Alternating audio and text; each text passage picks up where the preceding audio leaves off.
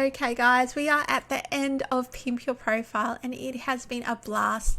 Mason's profile, she is absolutely rocking it here on Facebook. As you can see, she's got her banner, her profile image, her bio is all decked out. She's got a beautiful little graphics down here leading to her offers and her group, and of course she has her pinned post at the top here, which is leading directly to her group, showcasing this incredible free lead magnet. So I hope it was really helpful because I've given a lot of thought to this, and I think that you're really sort of wasting an opportunity if you don't have your profile set up in a way which is going to really easily sort of redirect traffic to your offers, your website, your other social media, things like that.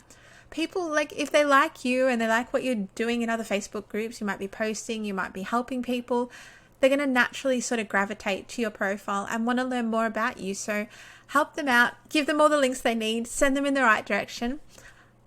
I really hope this helps, and yeah, I'll see you around.